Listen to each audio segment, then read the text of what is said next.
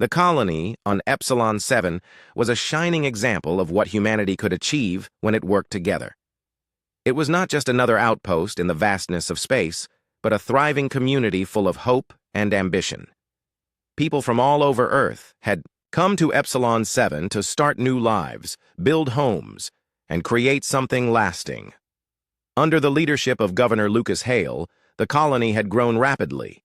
What began as a small settlement with prefabricated buildings had transformed into a bustling hub of activity. There were schools, markets, research labs, and even parks where families gathered to enjoy the unique purple-tinted sunlight that filtered through Epsilon 7's atmosphere. But peace is fragile, especially in the cold expanse of space. On a quiet morning, when most colonists were starting their day, an ominous shadow fell over the horizon. At first, no one paid much attention. Many assumed it was just another passing asteroid or perhaps a glitch in the sky monitoring systems. But then, the alarms blared, loud and urgent, cutting through the calm like a knife. By the time people realized what was happening, it was already too late. A massive fleet of alien ships descended upon Epsilon 7 without warning. Their sleek, angular designs glinted menacingly in the light as they unleashed wave after wave of devastating plasma bombardments. The attack was swift and merciless. Buildings crumbled into rubble, streets turned into rivers of fire, and screams filled the air. Panic spread quickly among the colonists as they scrambled for shelter, but there was nowhere safe to hide. The invaders showed no mercy. They did not communicate, negotiate, or offer terms. Their sole purpose seemed to be destruction. Among the chaos stood Rachel Dawson, a young engineer who had been working on a new energy grid project near the edge of the colony. When the first explosion rocked the ground beneath her feet, she froze, unable to believe what was happening. But survival instincts kicked in moments later. Grabbing a data drive containing critical information about the colony's infrastructure, she ran toward the nearest bunker.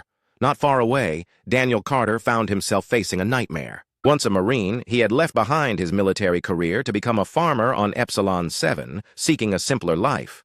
Now, that simplicity was shattered. He grabbed his old rifle from storage and helped organize a group of frightened civilians, guiding them to safety while fending off stray attacks from smaller alien drones. His quick thinking saved dozens of lives, though the weight of those he couldn't save weighed heavily on him. As the hours dragged on, the situation grew more dire. Communication lines were severed, making it impossible to coordinate any kind of defense. Governor Hale tried desperately to reach out to Earth for help, but the invaders jammed all signals. Just before the main communication tower collapsed under enemy fire, a single distress signal managed to slip through. It contained fragmented footage of the attack, along with coordinates and a plea for assistance. Then silence fell over Epsilon 7, broken only by the sound of crumbling structures and distant explosions. Back on Earth, the news hit like a thunderclap. The United Earth Command, UEC, convened an emergency meeting at its headquarters in Geneva. Military leaders, scientists, and government officials crowded into the room, their faces grim as they watched the grainy footage of the devastation. President Emily Monroe sat at the head of the table, her expression unreadable but her knuckles white from gripping the armrests of her chair tightly.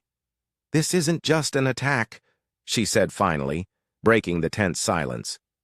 "This is a declaration of war." Debate erupted immediately. Some argued that retaliation would be suicide, given how advanced the alien technology appeared to be.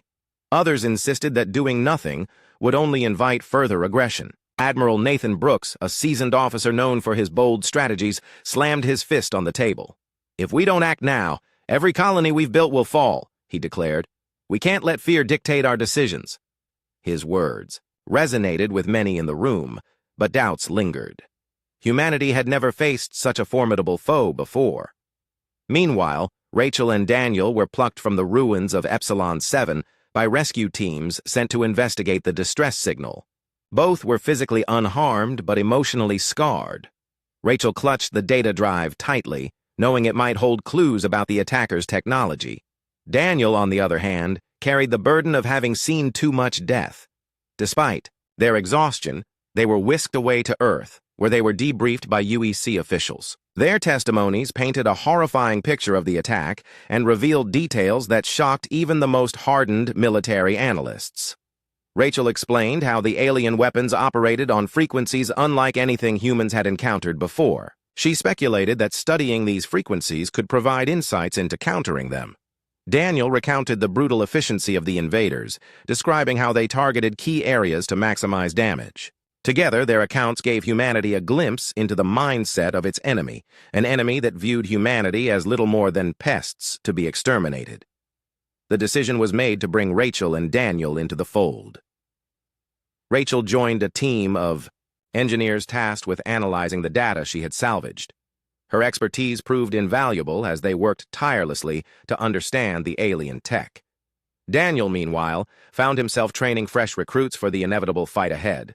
Though neither wanted to relive the horrors of Epsilon 7, they knew they had a responsibility to ensure that the colony's destruction wasn't in vain. As days turned into weeks, the reality of the situation sank in. The loss of Epsilon 7 was a tragedy beyond measure, but it also served as a wake-up call. Humanity had long dreamed of reaching the stars, but it had underestimated the dangers lurking in the darkness. The question now was whether it could rise to meet this challenge, or whether it would crumble under the weight of its own hubris. In the end, the answer lay not in weapons or technology, but in the resilience of the human spirit. Rachel and Daniel embodied that spirit, carrying the memories of Epsilon 7 with them as they prepared for the battles to come. The road ahead would be long and fraught with peril, but one thing was certain: humanity would not go down without a fight. The fall of Epsilon 7 sent shockwaves across the globe. News of the colony's destruction spread like wildfire, reaching every corner of Earth within hours. Images of the devastation, burning cities, shattered buildings, and frightened survivors dominated screens everywhere. For many, it was a nightmare come to life, proof that humanity's dreams of peaceful expansion into the stars were far more fragile than anyone had imagined. Yet, amid the grief and fear, something remarkable began to happen. The tragedy brought people together in ways no one could have predicted. In the days following the attack, leaders from nations around the world gathered at United Earth Command, UEC headquarters. Old rivalries and political tensions faded into the background as they faced a common enemy. President Emily Monroe stood before the assembly, her voice steady but filled with emotion. "This is not just an attack on Epsilon 7, she said. It is an attack on all of us. If we do not stand united now, we will fall divided later." Her words struck a chord, and for the first time in history, humanity truly came together under a single banner: United Earth Defense, UED. Factories that once produced cars, electronics, and consumer goods were repurposed overnight. Assembly lines churned out warships at an astonishing rate, each vessel bearing the name of a fallen hero or lost colony. Engineers worked tirelessly, designing advanced weapons systems based on the data salvaged by Rachel Dawson. The alien tech was unlike anything humanity had ever seen, but Rachel's team managed to reverse engineer key components, giving Earth's fleet a fighting chance against the invaders. Every breakthrough fueled hope, even as the scale of the challenge loomed large. Admiral Nathan Brooks took command of the newly formed Armada, a massive force consisting of 600,000 warships. Each ship was equipped with cutting-edge technology, including energy shields, plasma cannons, and faster-than-light drives. At the heart of the operation was the Phoenix, a colossal flagship designed to serve as both a mobile command center and a symbol of humanity's resolve. The Phoenix was more than just a ship. It represented the unity and determination of a species pushed to its limits. Rachel and Daniel found themselves thrust into the heart of the effort. Rachel spent long hours in the engineering labs, poring over schematics and running simulations. Her work was critical, but it came at a cost. Sleepless nights and constant pressure weighed heavily on her, and she often found herself staring at the data drive from Epsilon 7, haunted by memories of what she had witnessed. Still, she refused to give up. She knew that every breakthrough brought humanity closer to reclaiming its future. Daniel, meanwhile, focused on training the new recruits who would crew the vast armada. Many of them were young, barely out of their teens, and had never seen combat before. It was Daniel's job to prepare them for the horrors of war, to teach them how to survive in the cold vacuum of space. He drew on his own experiences as a Marine, sharing stories of courage and resilience, while also warning them about the harsh realities of battle. Despite his tough exterior, he cared deeply about the recruits, knowing that their lives depended on his guidance.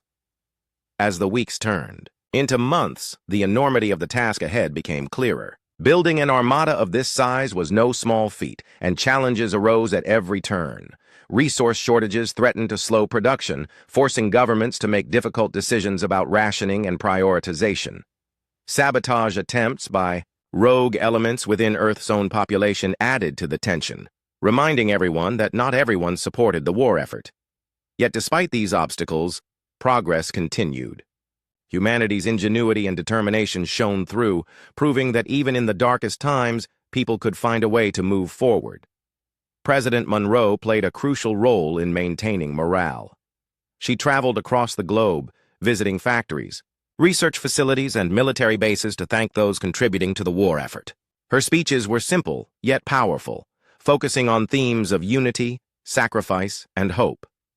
"We are not defined by the challenges we face," she told a crowd of workers at a shipyard in Brazil. "We are defined by how we respond to them. Together, we will show the universe that humanity cannot be broken." Her words resonated deeply, inspiring countless individuals to push harder and work longer. Rachel and Daniel grew closer during this time, bonding over their shared experiences and the weight of their responsibilities. They often met in the evenings, sitting in the quiet corners of the UED headquarters to talk about everything and nothing. Rachel spoke about her guilt over leaving her family behind during the attack on Epsilon 7, while Daniel opened up about the nightmares that plagued him every night. Their conversations were raw and honest, offering a rare moment of solace in an otherwise chaotic world. Though neither admitted it, they leaned on each other for strength, finding comfort in the fact that they were not alone. As the armada neared completion, excitement mingled with anxiety. The ships were ready, the crews trained, and the weapons. Systems tested, but questions remained. Would humanity's newfound unity hold under the strain of war? Could Earth's forces stand against an enemy as advanced and ruthless as the Zenari Empire? Admiral Brooks addressed these concerns during a final briefing before the fleet's departure. Standing on the bridge of the Phoenix, he looked out at the rows of officers and crew members assembled before him. "We don't know what lies ahead," he said, "but I do know this. We fight not just for revenge, but for survival. We fight for every man, woman, and child who lost their lives on Epsilon 7. And we fight for the future, for a galaxy where humanity can live without fear." The room erupted in applause, a mix of cheers and tears. It was a moment of catharsis, a release of the pent-up emotions that had been building for months. As the meeting ended, Rachel and Daniel lingered on the bridge, watching as technicians made last-minute adjustments to the ship's systems. Outside the viewport, the vast expanse of space stretched endlessly, dotted with stars that seemed both beautiful and foreboding. Neither spoke, but they didn't need to. In that moment, they understood what was at stake, and what they were willing to sacrifice to protect it. When the day of departure finally arrived, millions gathered to watch as the armada launched into the void.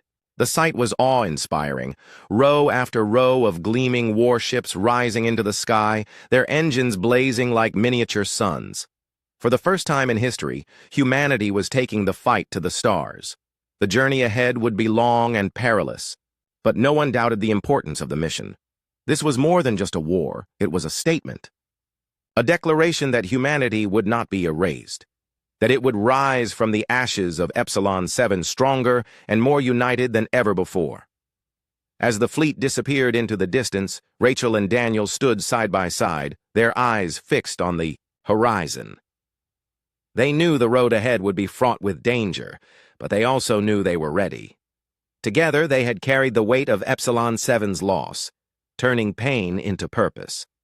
Now, as the Armada set course for Zenari territory, they prepared to face whatever lay ahead, to fight not just for revenge, but for a future worth living for. The journey into Zenari territory was long and grueling, a test of endurance for both the ships and their crews. The armada stretched across millions of kilometers, a glittering sea of steel and light moving through the cold emptiness of space. Every day brought new challenges, from navigating treacherous asteroid fields to dealing with mechanical failures that threatened to leave ships stranded. Yet, despite the hardships, the fleet pressed on, driven by a shared sense of purpose. Admiral Nathan Brooks remained vigilant, ensuring that morale stayed high and discipline intact. He knew that even the smallest mistake could cost lives, and he refused to let complacency take root. Rachel Dawson spent most of her time in the engineering bay of the Phoenix, monitoring the ship's systems and troubleshooting any issues that arose.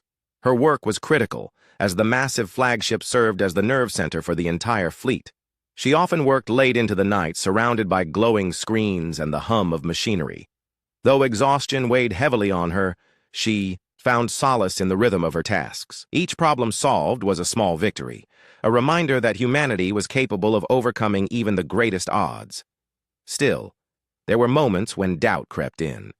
She would stare at the data drive from Epsilon 7, wondering if her efforts were enough to make a difference. In those moments, she reminded herself why she was here, to honor the lives lost and ensure that their sacrifice was not in vain. Daniel Carter, now serving aboard the Phoenix as part of its security detail, had his own battles to fight. Training recruits had been one thing, but preparing himself for actual combat was another. He spent hours running drills with his team, practicing everything, from repelling boarding parties to coordinating emergency evacuations. The exercises were intense, designed to simulate the chaos of real battle, and they left Daniel physically drained but mentally sharp. He also took time to mentor younger crew members, sharing stories of his past experiences as a Marine. His calm demeanor and steady guidance earned him respect among the ranks, and many looked to him for reassurance during moments of uncertainty. As the fleet approached Zenari-controlled space, tensions began to rise. Reconnaissance drones sent. Ahead reported heavy enemy activity near the border, including patrols and fortified outposts. Admiral Brooks gathered his senior officers for a briefing, laying out the plan of attack. The first objective was to neutralize a key border station, a massive structure bristling with weapons and defended by hundreds of enemy ships. Taking it out would weaken the Zenari defenses and clear a path deeper into their territory. The mission was risky, but necessary. "We can't afford to hesitate," Brooks said firmly. "This is where we show them that we're not afraid." The battle began with a coordinated assault on the border station. Wave after wave of human warships surged forward, their plasma cannons blazing as they engaged the Zenari fleet. The void erupted into a storm of light and fire, explosions lighting up the darkness like fireworks. The Phoenix led the charge, its shields absorbing blow after blow as it pushed closer to the station. Rachel monitored the ship's systems from the engineering bay, her hands flying over the controls as she rerouted power to keep the vessel operational. Nearby, technicians shouted updates and warnings, their voices tense but focused. The air buzzed with urgency, every second feeling like an eternity. On the front lines, Daniel fought alongside his team, fending off Zenari boarding parties attempting to breach the Phoenix. The invaders were relentless, their sleek suits and advanced, weapons giving them an edge in close-quarters combat. But Daniel and his crew held their ground, using every trick they had learned in training to hold back the tide. Bullets ricocheted off walls, and the metallic tang of smoke filled the air as the fighting raged on. At one point, a Zenari soldier managed to slip past the defenses and plant explosives near a critical junction.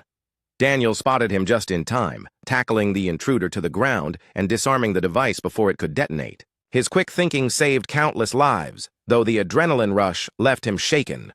Despite the fierce resistance, the UED forces began to gain the upper hand. Rachel's modifications to the targeting algorithms proved invaluable, allowing the fleet to anticipate enemy movements and strike with precision. One by one, the Zenari ships fell, their fiery remains drifting into the void. Finally, after what felt like hours, the border station's defenses collapsed, leaving it vulnerable to destruction. A squadron of bombers moved in, unleashing a barrage of missiles that tore through the structure. With a deafening roar, the station exploded, sending shockwaves rippling through space. Cheers erupted across the fleet, a brief moment of triumph in the midst of chaos, but the victory came at a cost. Dozens of ships had been lost and hundreds of lives sacrificed. As the fleet regrouped, Admiral Brooks addressed the crew, acknowledging their bravery while reminding them of the task ahead. "We've taken the first step," he said, "but this war is far from over. Stay sharp, stay focused, and remember why we're here." His words resonated deeply, reigniting the determination that had carried them this far. With the border station destroyed, the fleet pressed deeper into Zanari territory. Reconnaissance drones scouted ahead, mapping the enemy's defenses and identifying potential targets. It wasn't long before they discovered the location of the Zanari homeworld, a sprawling metropolis surrounded by layers of orbital fortifications. The sight filled Rachel and Daniel with a mix of awe and dread. They had come so far, faced so much, and now they stood on the brink of the final confrontation. The stakes had never been higher, and the weight of responsibility pressed down on them like a physical force. Rachel returned to her station, pouring all her energy into analyzing the data collected by the drones. She studied the patterns of the Zanari defenses, searching for weaknesses that could be exploited. Her mind raced with possibilities, each idea sparking a flicker of hope. Meanwhile, Daniel joined his team in preparing for the next phase of the mission. They inspected their weapons, reviewed tactical plans, and steeled themselves for the battles to come. Though fear lingered in the back of their minds, they refused to let it control them. They had trained for this moment, and they were ready. As the fleet drew closer to the Zanari homeworld, a sense of inevitability settled over everyone. There was no turning back now, no room for doubt or hesitation. Humanity had come too far to falter, and every member of the Armada understood what was at stake. This was more than just a fight for survival. It was a fight for identity, for the right to exist in a universe that sought to erase them. Rachel and Daniel felt it keenly, their hearts pounding with a mixture of fear and resolve. They had carried the burden of Epsilon 7's loss this far, and they would see it through to the end. Outside the viewport of the Phoenix, the stars burned brightly against the endless blackness of space. For all its beauty, the galaxy was a harsh and unforgiving place, full of dangers that tested the limits of courage and resilience. Yet, as the fleet surged onward, Rachel and Daniel found strength in the knowledge that they were not alone. Behind them stood billions of people who had united under a single cause, who had poured their hopes and dreams into this mission. Together they had transformed tragedy into action, pain into purpose, and together they would face whatever lay ahead. The journey into the void was far from over, but humanity had proven one thing beyond a shadow of a doubt. It would not go quietly into the night. The assault on the Zanari homeworld began with a thunderous roar as the United Earth Defense Fleet unleashed its full might. The Armada surged forward, breaking through layers of orbital defenses that had once seemed impenetrable. Plasma cannons lit up the void, turning the darkness into a chaotic storm of fire and light. The Phoenix, leading the charge, absorbed wave after wave of enemy fire, its shields flickering but holding strong. Admiral Nathan Brooks stood on the bridge, his eyes fixed on the tactical display as he coordinated the attack. Every ship in the fleet had a role to play, and every crew member understood the stakes. This was the culmination of months of preparation, sacrifice, and determination. Rachel Dawson worked tirelessly in the engineering bay, her fingers flying over the controls as she rerouted power to keep the Phoenix operational.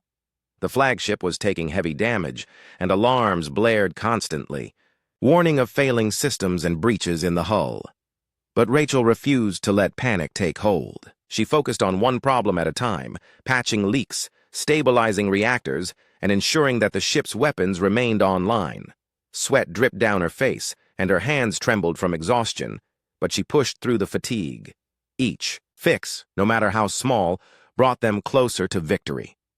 Nearby, technicians shouted updates and warnings, their voices tense but resolute. The air buzzed with urgency, every second feeling like an eternity. Daniel Carter fought alongside his team on the front lines, repelling boarding parties attempting to breach the Phoenix. The Zanari soldiers were relentless, their advanced weapons and tactics making them formidable opponents. But Daniel and his crew held their ground, using everything they had learned in training to push back against the invaders. Bullets ricocheted off walls, and the metallic tang of smoke filled the air as the fighting raged on. At one point, a group of Zinari managed to infiltrate the lower decks, planting explosives near a critical junction. Daniel led a counterattack, clearing the area and disarming the devices just in time. His quick thinking saved countless lives, though the adrenaline rush left him shaken and drained. As the battle intensified, Commander Vrax, the ruthless leader of the Zinari forces, realized the tide was turning against him. Desperation fueled his actions as he prepared to deploy a superweapon capable of annihilating entire fleets in seconds. The weapon, hidden deep within the orbital fortresses, was humanity's greatest threat. Admiral Brooks received intel about the superweapon during the chaos of the fight, and he immediately ordered a daring mission to disable it before it could fire. A squadron of elite pilots, including Lieutenant Sarah Myers, volunteered for the suicide mission. Their task was clear but nearly impossible: infiltrate the fortress, locate the weapon, and destroy it at any cost. The mission was fraught with danger from the start. The pilots flew their fighters through a gauntlet of enemy ships, dodging plasma, blasts, and debris as they approached the fortress. Inside, the corridors were a labyrinth of traps and ambushes, designed to stop intruders in their tracks. Lieutenant Myers led the charge, her calm demeanor masking the fear that gnawed at her insides. One by one, her teammates fell, cut down by Zinari defenders or caught in deadly traps, but she pressed on, driven by the knowledge that failure meant the end of the fleet.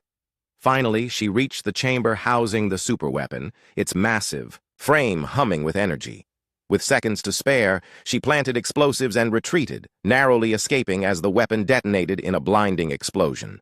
The destruction of the superweapon turned the tide of the battle. Without their ultimate trump card, the Zinari forces began to falter. The UED fleet seized the opportunity, launching a final push to dismantle the remaining orbital defenses. Ship after ship fell, their fiery remains drifting into the void. The Zinari homeworld, once a symbol of their dominance, now lay exposed and vulnerable. Admiral Brooks issued the order to land ground forces and capture Commander Vrax alive. Humanity had come too far to let him escape. Rachel and Daniel prepared for the next phase of the mission, knowing that the hardest part was yet to come. Rachel joined a team tasked with analyzing the data collected during the orbital assault, searching for weaknesses in the planet's surface defenses. Her mind raced with possibilities as she studied maps and schematics, identifying key locations where the Zinari might regroup. Meanwhile, Daniel suited up alongside the ground troops, ready to lead an assault on the capital city where Vrax was believed to be hiding. He checked his weapons one last time, his hands steady despite the weight of what lay ahead. The invasion of Xenorus was swift and brutal. Ground forces, supported by air superiority, overwhelmed the remaining Zinari resistance. Streets became battlegrounds as soldiers clashed in fierce close-quarters combat. Explosions rocked the skyline, shattering glass and sending plumes of smoke into the air. Civilians fled in terror, caught in the crossfire of a war they had never asked for. Daniel and his team pushed deeper into the city, following intelligence reports that placed Vrax in a heavily fortified command center. Along the way, they encountered pockets of resistance, each skirmish testing their resolve and skill. Finally, they reached the command center, a towering structure surrounded by walls of energy shields. Daniel led the charge, coordinating with engineers to disable the shields and breach the entrance. Inside, the air was thick with tension as they moved cautiously through dimly lit corridors. They found Vrax in the main control room, his expression grim as he activated a doomsday device designed to wipe out the entire city. "You're too late," he sneered, his voice dripping with contempt. But Rachel, monitoring the situation, remotely from the Phoenix, hacked into the system with lightning speed. Her fingers danced across the keyboard as she bypassed security protocols and disabled the device mere seconds before it could detonate. Vrax was taken into custody, his empire in ruins. As the dust settled, humanity mourned its losses, but celebrated its triumph. The victory marked a turning point, not just militarily, but culturally. For the first time, Earth stood united, proving that even in the face of existential threats, cooperation and courage could prevail. Rachel and Daniel returned home as heroes, though neither sought glory. Instead, they chose to dedicate their lives to rebuilding what had been lost, vowing never to let complacency weaken humanity again. Back on Earth, President Emily Monroe honored those who had sacrificed everything for the cause. The galaxy had learned a lesson. Humanity was no longer prey. It was a predator, and it was here to stay. The victory on Xenaris was both a triumph and a reckoning. The Xenari Empire, once a symbol of dominance and terror, lay in ruins. Its cities were scarred by battle, its people scattered and broken. Commander Vrax, the ruthless architect of humanity's suffering, sat in a secure cell aboard the Phoenix, his cold eyes staring blankly at the walls as if refusing to accept defeat. But for Rachel Dawson and Daniel Carter, the moment was bittersweet. They had fought hard to reach this point, but the cost of victory weighed heavily on their hearts. Every ship lost, every life sacrificed, was a reminder of the price humanity had paid to reclaim its future. Rachel spent hours in the aftermath, poring over the data recovered from the Xenari Command Center. The information was vast, detailing not only the inner workings of the Empire, but also its motivations. The Xenari viewed other species as threats to their survival, believing that domination was the only way to ensure their place in the galaxy. It was a chilling philosophy, one that made Rachel question whether peace with such an enemy was even possible. Still, she refused to let despair take hold. Her work was far from over, and she knew that understanding the Xenari could help prevent similar conflicts in the future. Each discovery brought clarity, but it also deepened her resolve to ensure that humanity would never again be caught off guard. Daniel, meanwhile, found himself reflecting on the battles he had fought and the lives he had saved and lost. He walked through the corridors of the Phoenix, nodding to crew members who greeted him with respect and gratitude. Many saw him as a hero, but he didn't feel like one. The faces of fallen comrades haunted him, their voices echoing in his mind. During quiet moments, he often visited the memorial wall where the names of those who had given their lives were engraved. Running his fingers over the smooth surface, he whispered promises to honor their sacrifice. Though the war was over, he knew that healing would take time, for himself and for everyone else. Admiral Nathan Brooks addressed the fleet one final time before beginning the journey back to Earth. Standing on the bridge of the Phoenix, he looked out at the sea of stars, his expression somber yet proud. "We have done what many thought impossible," he said, his voice steady but filled with emotion. "We have faced an enemy stronger than us and emerged victorious. But let this not be the end of our unity. Let it be the beginning of a new chapter for humanity." His words resonated deeply, drawing murmurs of agreement from those who heard them. The Armada may have been battered and bruised, but its spirit remained unbroken. As the fleet prepared to leave Xenari territory, President Emily Monroe delivered a message to the crew and the world. Broadcast across every channel, her speech was simple yet powerful. "Today we stand united," she said, "not just as nations or individuals, but as one human family. We have shown the universe that we are capable of great courage and sacrifice. But let us not forget the lessons we have learned. Peace is fragile, and trust must be earned. As we move forward, let us build bridges instead of walls, and let us never lose sight of what makes us human: our compassion, our resilience, and our hope." Her words brought tears to many eyes, a reminder of how far humanity had come. Back on Earth, the reception was overwhelming. Crowds gathered in cities around the globe, cheering as the fleet descended from the sky. Flags waved, music played, and voices rose in celebration. Rachel and Daniel stood side by side on the deck of the Phoenix, watching as the planet grew larger in the viewport. They felt a mix of emotions: pride, relief, and a lingering sadness for all they had lost. Yet amid the noise and excitement, they found comfort in each other's presence. Their bond, forged in the fires of war, had become a source of strength, a reminder that they were not alone.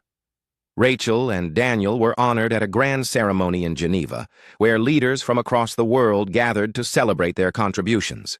Rachel received recognition for her work in reverse engineering alien technology and disabling the Doomsday device, while Daniel was praised for his leadership and bravery on the battlefield. Both accepted their awards humbly, deflecting praise onto the countless others who had played a part in the victory. "This isn't about us," Rachel said simply. "It's about everyone who believed in a better future and worked together to make it happen." In the weeks that followed, Rachel threw herself into rebuilding efforts. She joined a team tasked with developing new technologies based on the Zenari data, ensuring that humanity would never again be outmatched by an alien foe.